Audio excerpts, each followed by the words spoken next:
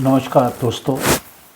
आज फिर से मैं आपके सामने उपस्थित हुआ हूँ और आज हम बात करेंगे भारतीय नागरिक सुरक्षा संहिता की। यानी कि अगर हम इसे शॉर्ट फॉर्म में कहें तो है भारतीय बी नागरिक एन सुरक्षा एस संहिता एस BNSS। और इंडियन पेनल कोड का जो इक्विवेलेंट था भारतीय न्याय संहिता, उसको हम कहते हैं BNS। और इसमें BNSS एक एस और ज़्यादा है। तो ये भी उन 3 कानूनों में से एक कानून है और बहुत ही महत्वपूर्ण है, क्योंकि इसमें वो प्रक्रिया किस तरह से अमल में ली जाएगी जिससे कि जो अपराधी है उसको सज़ा मिले। कैसे अरेस्ट होगा, कैसे सर्च होगा, कैसे चालान बनेगा, कैसे FIR दर्ज होगी, कैसे उसको पेश किया जाएगा, कैसे स्टेटमेंट होंगे। तो इन सब चीज़ों के बारे में ये विस्तार से बताती है। और ये पहले इसको CRPC कहते थे, अर्थात क्रिमिनल प्रोसीजर कोड, और अब हो गई BNSS। तो CRPC को BNSS ने बदल दिया है। लोकसभा से 20 दिसंबर को, राज्यसभा से भी पास हुआ और भारत के महामहिम राष्ट्रपति ने अपने हस्ताक्षर कर दिए। उसके बाद में नोटिफिकेशन हो गया। और नोटिफिकेशन में जो एक चीज़ है ख़ास, वो ये कि किस तारीख से ये इम्प्लीमेंट किया जाएगा, लागू किया जाएगा, ये बात अभी नहीं बताई गई। इसके ऊपर निर्णय होगा, इस पे केंद्र सरकार निर्णय करेगी, क्योंकि बहुत सारा काम अभी बाकी है। आखिर जो मेजर एक्ट हैं, जो मुख्य कानून हैं फौजदारी के, क्रिमिनल के, वो सारे बदले जा रहे हैं। इसमें पुलिस के लिए ट्रेनिंग बहुत ज़रूरी है, तो इसको एकदम से लागू नहीं किया जा सकता। वकीलों के लिए भी ट्रेनिंग होगी, जजेस के लिए भी ट्रेनिंग होगी। तो जो भी क्रिमिनल जस्टिस सिस्टम में स्टेक होल्डर हैं, उन सब की ट्रेनिंग कराना बहुत ही आवश्यक है। फिर इसको फेस मैनर में इम्प्लीमेंट किया जाएगा, कि ये भी हो सकता है कि पहले जो केंद्र शासित प्रदेश हैं उनमें किया जाए और बाद में स्टेट में किया जाए। तो इसके प्रोविज़न भी अलग अलग हो सकते हैं कि इतने प्रोविज़न पहले कर दें और इतने बाद में करें। तो अभी किस तरह से इम्प्लीमेंट किया जाएगा, इसका निर्णय भी सरकार लेगी। इसमें अभी इम्प्लीमेंट करने में समय लगेगा।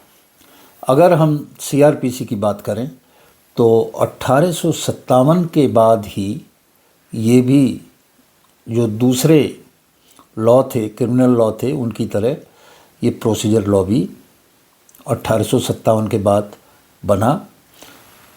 1861 में ये लॉ बना, अंग्रेज़ों ने बनाया, इंग्लैंड की संसद ने पास किया।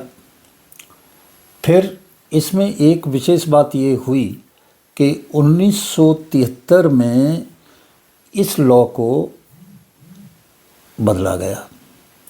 ज़्यादा नहीं, कुछ थोड़ी बहुत चीज़ें इसमें ऐड की गई और इसको हमने कहा कि क्रिमिनल प्रोसीजर कोड 1973। इसमें जो प्रोविज़न उस वक्त ऐड किए गए 1973 में, उसमें एक जो मुख्य प्रोविज़न था वो था एंटीसिपेटरी बेल, यानी कि अग्रिम जमानत। इसका प्रोविज़न ऐड किया गया। फिर 2005 में भी इसमें एक मुख्य बदलाव किया गया, जिसमें एक तो प्ली बार्गेनिंग जोड़ा गया।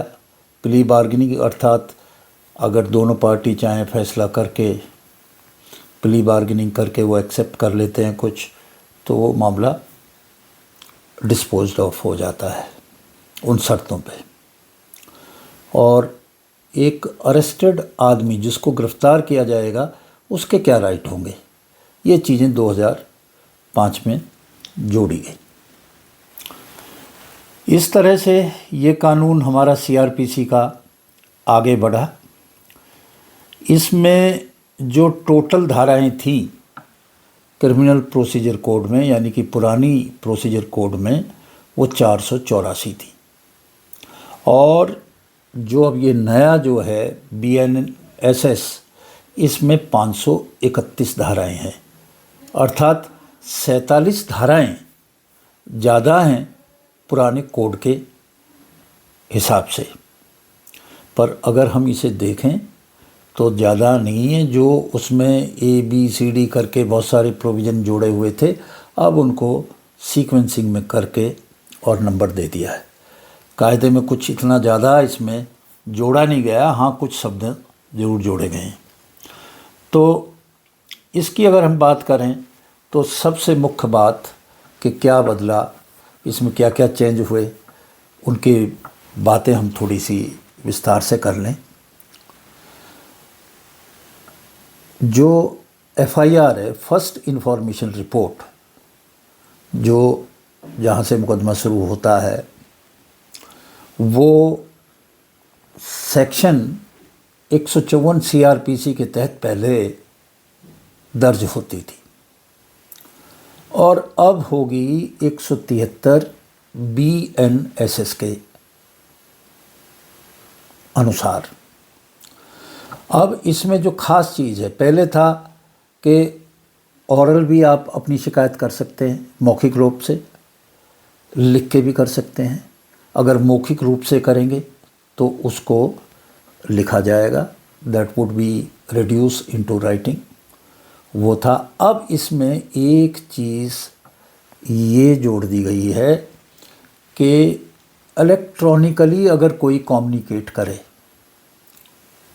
तो भी उस पर FIR दर्ज हो जाएगी। उसके बेस पे कोई कंप्लेनेंट है, उसने ईमेल लिख दिया पुलिस स्टेशन को कि मेरी ये क्राइम मेरे साथ हुआ, तो वो दर्ज हो जाएगा। वो पहले नहीं था। पर इसमें क्या है कि उस सारी कार्रवाई तो शुरू हो जाएगी, पर उस व्यक्ति को, उस शिकायतकर्ता को 3 दिन के अंदर आकर अपने साइन करने पड़ेंगे। ये इसमें प्रोविज़न कर दिया गया है। दूसरी बात इसमें जो नई जो है वो ये है कि जो सेक्शन 64 से लेके और 79 तक और सेक्शन 124, ये सारे जो अपराध हैं महिलाओं से संबंधित, उनसे जुड़े हुए सेक्शन हैं। ये जो अपराध हैं, इनकी जो रिकॉर्डिंग होगी, इनकी जो शिकायत दर्ज की जाएगी, इनकी जो FIR दर्ज की जाएगी, वो केवल लेडी ऑफिसर ही कर सकती है। और जो भी वो जिस वक्त बोलेगी और वो रिकॉर्ड कर रही है, लिख रही है, या जो भी किया जा रहा है, उसकी प्रॉपर वीडियोग्राफी की जाएगी। अर्थात जो वो लेडी एक लेडी अफसर को बता रही है, उसकी भी रिकॉर्डिंग, वीडियो रिकॉर्डिंग होगी, जिससे कि इस बात का चेक रख सके, इस पे इस बात का नियंत्रण रख सके कि जो महिला बता रही है वो ही बात दर्ज की गई है। उसमें किसी तरह से डरा के, धमका के या और कुछ करके उसको अलग ढंग से नहीं लिखा गया है। ये इसमें नया प्रोविज़न है। अब एक इसमें और चीज़ है, इसमें जो इसका सेक्शन है 173(3), इसमें एक चीज़ जो पहले नहीं थी वो जोड़ दी गई है कि अगर उसको ये लगता है अफसर को जो इन्फॉर्मेशन मिली है कि भाई इस इन्फॉर्मेशन की प्रारंभिक जांच आवश्यक है। स्पष्ट चीज़ें नहीं हैं, प्रारंभिक जांच उसकी आवश्यक है और ऑफेंस 7 साल से ज़्यादा जो सज़ा है उस कैटेगरी में है, तो वो अपने डीएसपी को या और दूसरे ऊंचे अधिकारी को ये बात कहेगा और उससे परमिशन लेगा। परमिशन लेने के बाद वो 14 दिन के अंदर अंदर इंक्वायरी उसकी करेगा। इससे इन्वेस्टिगेशन जो इंक्वायरी है वो नहीं रुक रही, पर वो इसे देखेगा कि ये मामला आगे चलना चाहिए या नहीं चलना चाहिए। ये जो प्रोविज़न था प्रिलिमिनरी इंक्वायरी का, ये पुराने क्रिमिनल प्रोसीजर कोड में नहीं था, ये BNSS में है। इसी तरह से 0 FIR का भी प्रोविज़न पहले नहीं था, अब वो BNSS का हिस्सा है और 24 घंटे के अंदर अंदर जो निर्धारित पुलिस स्टेशन है जहां वो घटना हुई है, इस पुलिस स्टेशन की जिम्मेदारी है कि 24 घंटे के अंदर वो FIR उसके साथ जो काम किया है वहां तक पहुंचाएगा। अब जो इस सेक्शन में है कि कंप्लेनेंट शिकायतकर्ता उसको जो भी पुलिस स्टेशन मिले नज़दीक उसमें अपनी बात कह सकता है, वहाँ पे अपनी शिकायत दर्ज करा सकता है। ये इसका हिस्सा है, मैंडेटरी प्रोविज़न है। तो ये बात हुई FIR की कि क्या कुछ नया होगा FIR में। अब दूसरी बात है पुलिस कस्टडी रिमांड की, जो यानी कि पुलिस के अभिरक्षा में कस्टडी में जो रिमांड हम लेते हैं जिसे पुलिस रिमांड कहते हैं, तो उसके लिए क्या प्रोविज़न है। इसमें सेक्शन 185 है BNSS का, उसने थोड़ा सा इस मामले को डिफरेंट किया है कि जो पहले 40 दिन या 60 दिन है, 40 दिन उन केसों में जहाँ पे सज़ा 10 साल से कम है और 60 दिन उन केसेस में जहाँ पे सज़ा 10 साल से ज़्यादा है। उनमें कभी भी, इन 40 दिन में कभी भी 15 दिन का मैक्सिमम रिमांड लिया जा सकता है। ये नहीं है कि जब शुरू में पकड़ा तो जब ही पुलिस का रिमांड लिया। अब जो है 40 दिन की अवधि में कभी भी पुलिस रिमांड लिया जा सकता है अगर वो ऐसे ऑफेंस हैं जिसमें 10 साल से कम की सज़ा है, और ऐसे ऑफेंस जिनमें 10 साल से ज़्यादा की सज़ा है उसमें जो है 60 दिन, शुरू के 60 दिन में पुलिस रिमांड अदालत से ले सकती है, रिक्वेस्ट कर सकती है अदालत को कि साहब हमें दे दें। तो इस तरह बीच की अवधि में ये पुलिस रिमांड लिया जा सकता है, पर टोटल रिमांड 15 दिन से ज़्यादा नहीं हो सकता। अब एक और जो प्रोविज़न किया है वो प्रोविज़न है कि जो 7 साल से ज़्यादा के ऑफेंस है उनमें फॉरेंसिक टीम मौके पे ज़रूर जाएगी और जाके जो साक्ष्य हैं, जो सबूत हैं, उनको कलेक्ट करेगी। और कलेक्ट ही नहीं करेगी, इस सारी प्रक्रिया को वीडियोग्राफ भी किया जाएगा कि किस तरह से उसने मौके से वो सबूत उठाए, पैक किए और भेजे। इस सब की फ़ोटोग्राफी यानी कि वीडियोग्राफी भी ज़रूरी है। अब ये नए प्रोविज़न में ये सारी चीज़ें रहेंगी। अब जो जितने ट्रायल्स हैं, इंक्वायरी है, प्रोसीडिंग है, कुछ भी है, वो सब इलेक्ट्रॉनिक मोड से होएगी। इलेक्ट्रॉनिक मोड उसमें किया जा रहा है। इसमें जो डिजिटल एविडेंस हैं उनको भी चाहे वो अलाउ किया गया है, इन्वेस्टिगेशन में भी, इंक्वायरी में भी और ट्रायल में भी। तो ये देखेंगे हम, तो फोकस जो है इलेक्ट्रॉनिक्स चीज़ों के ऊपर काफ़ी है। पहले क्या था कि मजिस्ट्रेट इंक्वायरी दे सकते थे, ऑर्डर करते थे कि भाई सिग्नेचर या हैंडराइटिंग किसी भी आदमी की ली जा सकती है किसी मुकदमे में। अब उसमें नए एक्ट में फिंगरप्रिंट और वॉइस के सैंपल दोनों शामिल कर दिए गए। पहले केवल क्या था, सिग्नेचर का नमूना या हैंडराइटिंग का। अब वो तो है ही, उसमें अब दो चीज़ें और जोड़ दी हैं, और वो है अंगूठा यानी कि फिंगरप्रिंट्स और वॉइस का, आवाज़ का सैंपल नमूना। कंपेयर करें कि भाई मान लिया किसी ने थ्रेट दिया किसी टेलीफोन के ऊपर, तो उसके लिए ज़रूरी है कि वॉइस जो है उसकी आवाज़ का सैंपल लिया जाए जिस पे शक है, और फिर जो कॉल आई थी थ्रेट की उसकी आवाज़ और उससे मिलती है कि नहीं। तो पहले ये नहीं था, अब आवाज़ और इम्प्रेशन दोनों इसमें जोड़ दिए गए।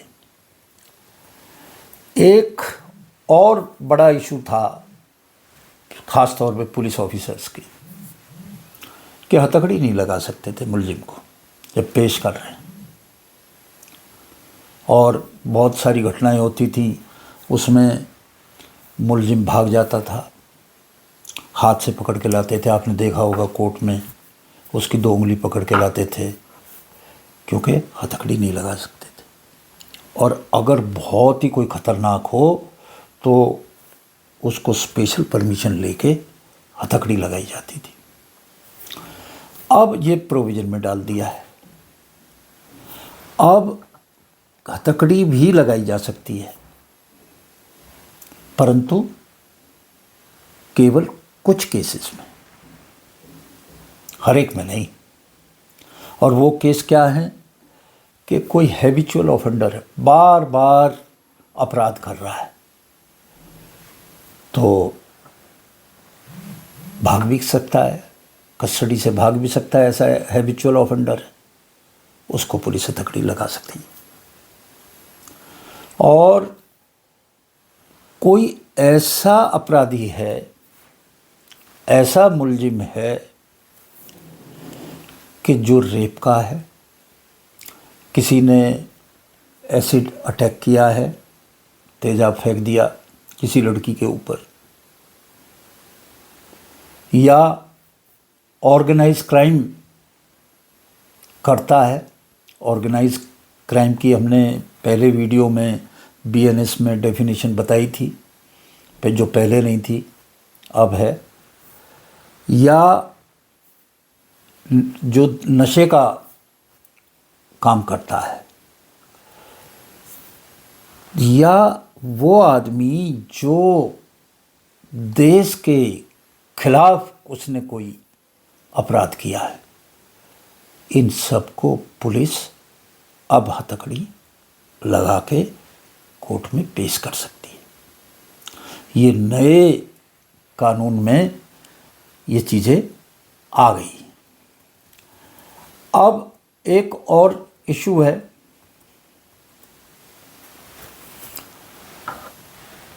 कि जो अंडर ट्रायल्स थे उसमें ये था कि अगर उन्होंने जितनी उनकी जो ऑफेंस है उसकी अवधि है उसमें से लगभग उसने आधा अगर समय अंडर ट्रायल में जेल में रह गया, आधा हो गया, अभी सज़ा नहीं हुई है उसे।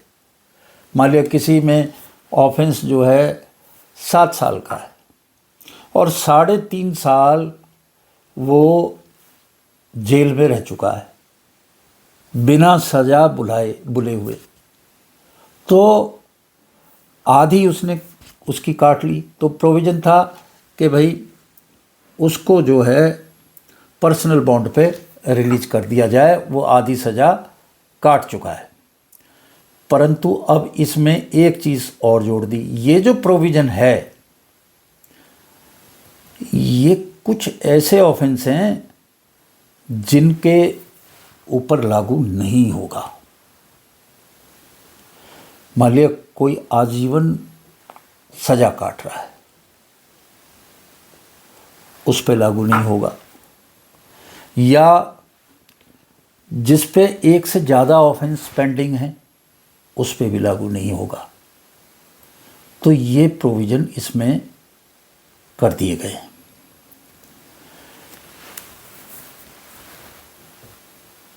जो पहले सीआरपीसी थी, कुछ केसेस में मेडिकल एग्जामिनेशन जो मुलजिम होता था उसको अलाउ करती थी, जैसे रेप है ये सारा। तो उसमें एक कंडीशन थी कि जो मेडिकल वो कराएगा एग्जामिनेशन वो सब इंस्पेक्टर से नीचे का अफसर नहीं होगा। हालांकि इसमें ऐसी जरूरत क्या है, पर चला आ रहा था। अब उसको बदल दिया। अब कोई भी पुलिस ऑफिसर मेडिकल एग्जामिनेशन की रिक्वेस्ट कर सकता है, केवल ऐसा ही नहीं, सब इंस्पेक्टर ही नहीं। ये इसका एक और बदलाव है। अब जैसा मैंने बताया कि जो वीडियोग्राफी है वो तो करनी ही है, फॉरेंसिक टीम जो मौके पे जाएगी उसकी वीडियोग्राफी करेगी। यहाँ पे एक चीज़ बड़ी प्रमुख थी कि जो फॉरेंसिक एक्सपर्ट है उस फॉरेंसिक एक्सपर्ट को कौन नोटिफाई करेगा। पहले प्रोविज़न था कि जो फॉरेंसिक एक्सपर्ट है जो मौके पे जा रहा है उसको केवल सेंट्रल गवर्नमेंट ही नोटिफाई कर सकती थी कि भाई फलां जगह के से आए, ये फॉरेन एक्सपर्ट है, सेंट्रल गवर्नमेंट। अब ये अधिकार जो राज्य सरकारें हैं उन राज्य सरकारों को भी, उन प्रदेश सरकारों को भी दे दिया गया, क्योंकि बड़े भारी पैमाने पे बहुत भारी संख्या में फॉरेंसिक एक्सपर्ट की ज़रूरत पड़ेगी। तो ये चीज़ें राज्य सरकार को दे दी गई। ये सेक्शन 329 है 4G BNSS का, उसके तहत ये पावर्स दे दी गई। और कुछ चीज़ें जो महत्वपूर्ण हैं इसमें कि प्रोसीजर्स को टाइमलाइन के साथ बांध दिया गया है, जिससे कि जो चीज़ें हैं वो मुकदमे जल्दी उनका निपटारा हो सके। तो उसके लिए ये सारी चीज़ें की गई हैं। जैसे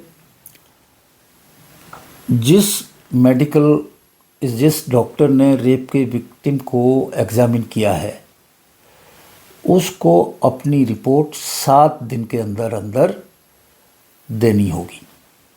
पहले डिले होता था, पड़ी रहती थी, और उसके कारण जो केस है वो भी लटकता रहता था। अब नहीं, अब उसको 7 दिन के अंदर ये देनी पड़ेगी। और अगर आर्गूमेंट कंप्लीट हो जाए किसी केस में तो जज साहब को आर्गूमेंट कंप्लीट होने के 30 दिन के अंदर अंदर जजमेंट देना पड़ेगा। 30 दिन के अंदर अंदर जजमेंट देना पड़ेगा। और चार्जेस हैं, फ्रेमिंग ऑफ चार्ज को फ्रेम करना, तो उसके बाद के चार्ज हुआ कि नहीं हुआ ये बड़ा लंबा चलता था कई बार।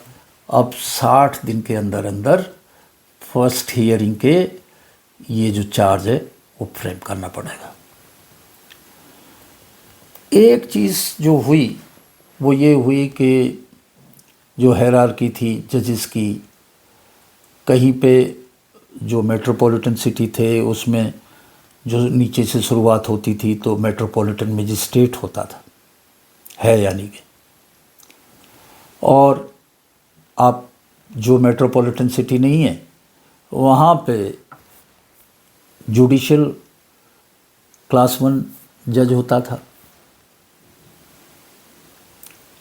अब उन चीज़ों को सब जगह एक जैसा कर दिया। जो मेट्रोपॉलिटन मजिस्ट्रेट है उसको BNSS ने ख़त्म कर दिया है। उसकी जगह जैसा पूरे देश में और जगह है ऐसा ही जो महानगर हैं, चाहे वो दिल्ली है, बॉम्बे है, कोई भी है, उसमें वो ही नाम जज का होगा।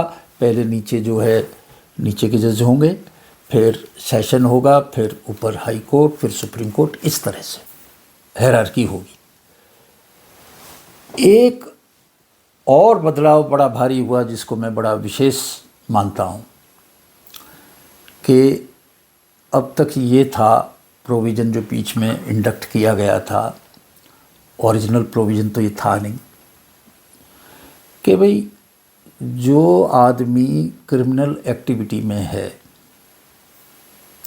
डायरेक्टली या इनडायरेक्टली इन्वॉल्व है, तो उसकी मूवेबल यानी कि चल संपत्ति उसको जब्त करते थे कि उसने ये जो संपत्ति है, जो क्राइम किया, मान लिया उस क्राइम से कहीं डकैती डाली, वहाँ से जो पैसा मिला उस पैसे से उसने कोई प्रॉपर्टी, कोई गाड़ी खरीद ली, तो ये चल संपत्ति है, इसको पुलिस अपने कब्जे में ले लेती, वो उसको सीज कर देते थे। अब नया जो कानून है BNSS, उसमें चल और अचल संपत्ति दोनों को इसके दायरे में लेके आ गए। अगर उसने क्राइम की प्रोसीड से, क्राइम की उस आमदनी क्या, वो जो पैसा आया है उससे अगर उसने कोई चीज़ खरीदी है, चाहे वो चल है या अचल है, अचल यानी कि कोई प्लॉट खरीद लिया, ये अचल संपत्ति है, तो वो भी ले लिया जाएगा। ये इसमें BNSS में ये बदलाव किया गया है। अब ये जो चीज़ें हैं, एक बड़ा आम पुलिस में चल रहा था कि सारी इन्वेस्टिगेशन हो गई, सब कुछ हो गया, मुलजिम को अरेस्ट किया नहीं। उसको जब कहा वो बेचारा आता रहा, आके बताता रहा, क्वेश्चन करता रहा, शरीफ आदमी। अब किसी वजह से अब उसने चालान किया तो उसने कहा भाई कोर्ट में अब इसे, इसका आना जो है, इसकी प्रेजेंस जो है वो एश्योर करनी है, तो गिरफ्तारी डाल लेते हैं इसकी। अब ये नहीं होगा। अगर उसकी ज़रूरत थी नहीं गिरफ्तारी की, पूरी इन्वेस्टिगेशन कंप्लीट हो गई, तो अब केवल इसलिए कि कोर्ट में वो पेश हो, इसके लिए गिरफ्तारी नहीं की जाएगी। जो बॉन्ड है वो भर ले, जो कार्रवाई है वो कर ले, उसको गिरफ्तारी करने की ज़रूरत नहीं है। ये जो चेंज किया गया है, ये सेक्शन है 190(1) 191 BNSS। और ये एक जजमेंट आया था सुप्रीम कोर्ट का, Satyendra Kumar until versus CBI, 2022 का ये जजमेंट है। तो उस जजमेंट से प्रभावित होकर ये प्रोविज़न इसमें डाला गया है। पहले कॉपी होती थी डॉक्यूमेंट्स की, वो एक्यूज़ को देते थे कोर्ट में। जो विक्टिम है, विक्टिम का एडवोकेट है या कंप्लेनेंट है, शिकायत करता है, मजरूब है, उसको नहीं देते थे। उसको स्पेशली अगर कुछ चाहिए तो अलग से ऑर्डर कराने पड़ते थे। अब सेक्शन 230 BNSS में जैसे एक्यूज़ को कॉपियां दी जा रही हैं, ऐसे ही विक्टिम को और कंप्लेनेंट को भी कॉपियां दी जाएंगी। ये प्रोविज़न इसमें 230 में अब आ गया है। एक और अच्छा प्रोविज़न है 195(1) BNSS में। उसमें क्या था कि जो ऐसी कैटेगरी थी, वनरेबल जो कैटेगरी थी, कि भाई जो कोई औरत है, कोई और है, बच्चा है, बूढ़ा है, कोई और, इस तरह की जो वनरेबल उसमें थे। अब उनके ऊपर उन्हें गवाही देनी है, कहीं मान लिया जाए देश के किसी और छोर पे जाके वो रहते हैं यहाँ पे, तो अब ये 195 में एक सेक्शन कहता है कि जो उसका जगह है जहाँ वो रह रहा है, वहीं पे उसकी जो है गवाही रिकॉर्ड की जाएगी। वो वहाँ नहीं जाएगा जो उसकी रेजिडेंस के एरिया से बाहर है, वहाँ नहीं जाएगा। ये एक अच्छा चेंज है। अब ये सारी बातें काफ़ी हैं, चीज़ें बहुत सारी हैं इसमें। एक विक्टिम को, कंप्लेनेंट को बताते नहीं थे कि जो केस है उसमें क्या प्रोग्रेस है। उसको एक FIR की कॉपी दे दी और बस छुट्टी। अब 90 दिन के अंदर अंदर सेक्शन 193(3) BNSS के तहत जो विक्टिम है उसको केस की प्रोग्रेस के उसमें किया क्या है ये बताना आवश्यक है। एक बड़ा महत्वपूर्ण चीज़ है सेक्शन 105 BNSS, जो सर्च और सीजर से जुड़ा हुआ है। जो तलाशी ली जाती है, कोई चीज़ मौके पे ली जाती हैं, सर्च की जाती हैं, तो उसमें क्या है कि रिकॉर्डिंग की जाएगी। जो सर्च, सारी चीज़ वीडियोग्राफी की जाएगी और उसकी कॉपी जो कंसर्न मजिस्ट्रेट है उसको भेजी जाएगी। 48 घंटे के अंदर अंदर उसकी कॉपी कि आपने किस तरह से सीजर किया, तलाशी ली या कोई चीज़ें अपने कब्जे में ली और वो क्या चीज़ें थीं, उनकी डिटेल, ये 48 घंटे के अंदर अंदर सेक्शन 105 में उसको भेजनी होंगी। जैसा मैंने पहले बताया कि ट्रायल है, इंक्वायरी है, प्रोसीडिंग है, रिकॉर्डिंग ऑफ एविडेंस है, एग्जामिनेशन ऑफ पार्टीज़ है और सम्मन है। ये सारी जो चीज़ें, सम्मन है, वारंट है, ये सब चीज़ें अब इलेक्ट्रॉनिकली भी भेजी जा सकती हैं, जो इससे पहले ये प्रोविज़न नहीं था। इसका जो BNSS का एक जो मेन जो थ्रस्ट है वो ये भी है कि ज़्यादा से ज़्यादा इलेक्ट्रॉनिकल चीज़ों का इस्तेमाल हो, कम्युनिकेशन का इस्तेमाल हो, जिससे कि चीज़ें जल्दी हो।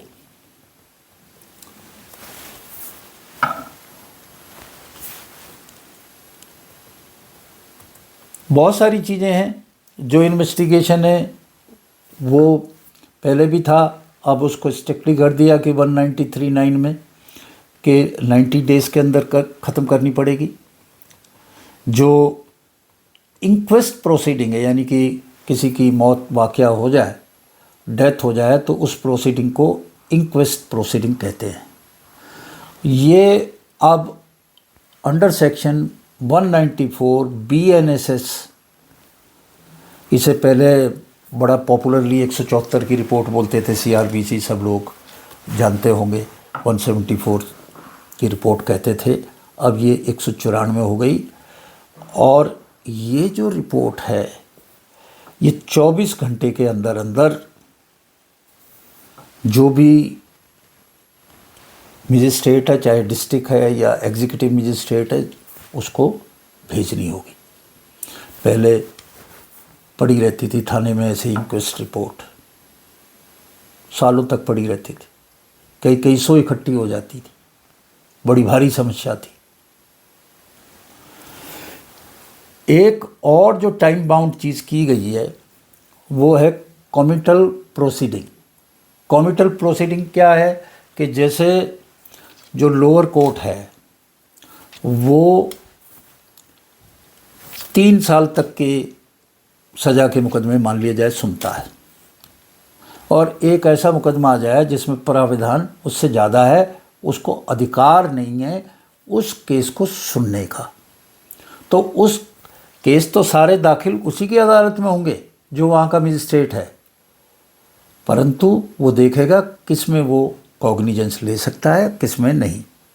तो जिसमें वो नहीं ले सकता और उससे ऊपर की कोर्ट यानी कि सेशन कोर्ट लेती है, तो वो उस केस को कमिट कर देता था अपने सीनियर कोर्ट के लिए, यानी कि सीनियर कोर्ट में भेजता था। पड़ा रहता था ये भी, उसके यहाँ दाखिल कर दिया, पड़ा रहा 2 महीने, 4 महीने, 6 महीने। अब उस पर टाइम लिमिट कर दी है, 24 घंटे के अंदर अगर आप नहीं ले सकते तो आप अपने सीनियर कोर्ट को कमिट करें, उसको भेजें। ये बंदिश अब जो है इसमें आ गई है, और इसके लिए सेक्शन 190 सेक्शन जो है 232 BNSS बनाया है, इसमें टाइम लिमिट डाल दी गई है। अब जो कॉपी देनी थी पुलिस रिपोर्ट की, डॉक्यूमेंट की एक्यूज को, वो 14 दिन के अंदर दी जाएगी। जैसे कोर्ट में केस गया, उसकी पहली अपीयरेंस हुई, पहली पेशी हुई, उस पेशी के 14 दिन के अंदर अंदर जो मुलजिम है उसको सारे डॉक्यूमेंट यानी कि जो फाइल गई है उसकी सारी कॉपी देना आवश्यक है। पहले वो लगाते रहते थे और महीनों ये चलता था। दरअसल ये सब करके जो डिले की जा रही है, चाहे वो पुलिस के एंड पे है और चाहे कोर्ट के एंड पे है, उस डिले को कम करने का इसमें प्रयास किया गया है। एक और बड़ा भारी था जिसमें हम प्रोसिक्यूशन जजेस की या पब्लिक सर्वेंट की करते थे, तो उसके लिए प्रोसिक्यूशन की मंजूरी लेनी होती थी। अब वो मंजूरी आती नहीं थी, कई साल मुकदमे लटके रहते थे कि जी परमिशन तो आई नहीं है प्रोसिक्यूशन की। अब अगर 120 दिन के अंदर वो परमिशन नहीं आई तो ये मान लिया जाएगा कि ये परमिशन दे दी गई, फिर परमिशन की ज़रूरत नहीं है, फिर बिना परमिशन के आप अपने केस को आगे बढ़ा सकते हैं, जो किसी मजिस्ट्रेट के ख़िलाफ़ है, जो किसी पब्लिक सर्वेंट के ख़िलाफ़ है। उसको मान लेंगे कि ये डीम्ड सैंक्शन है, ये इसमें बदलाव है। तो कुल मिला के हम देखें, इलेक्ट्रॉनिक कम्युनिकेशन पे बहुत जोर है सारा, और उसमें हम देखते हैं कि बहुत जगह छूट दी गई है। जैसे पहले जो आइडेंटिफिकेशन परेड होती थी, टीआईपी बोलते थे, तो जो आइडेंटिफिकेशन परेड होती थी उसमें फिज़िकली जिसको आइडेंटिफाई करना होता था कि भाई साहब ये वही आदमी है जिसने मेरे साथ ये अपराध किया, मुझे चाकू मारा, मुझे ये चीज़ करी, तो वो उसको खड़ा कर देते थे एक शीशे के पीछे, जिसमें वो आदमी नहीं देख पाता था परंतु वो देख पाता था। तो वहाँ पे 5-7 उसी तरह के लोग खड़े करते थे, उसमें से एक को पहचानना होता था। तो उसमें फिज़िकली उसको आना पड़ता था और कई बार तो वो इतना डर जाता था कि वो उस क्रिमिनल को आइडेंटिफाई करने आता ही नहीं था, आता था तो सबको मना कर देता था। अब इसके लिए प्रावधान कर दिया गया है कि इलेक्ट्रॉनिक कम्युनिकेशन, यानी कि किसी भी वीडियो से, ऑनलाइन वीडियो से उसको दिखा दिया भाई ये लोग खड़े, बताओ कौन सा है, तो वो दूर बैठे हुए उसको आइडेंटिफाई कर सकता है। तो ये टीआईपी इसमें आ गई है। सम्मन और वारंट, सम्मन का एक बड़ा भारी ये था कि उसको देखे आए। अब इसी तरह के मीडिया से, इलेक्ट्रॉनिक मीडिया से सम्मन को भी इनक्रिप्ट करके भेजा जा सकता है। जो चार्ज होता था उसमें मुलजिम का कोर्ट में होना बहुत ज़रूरी होता था, अब उसको भी ज़रूरत नहीं है।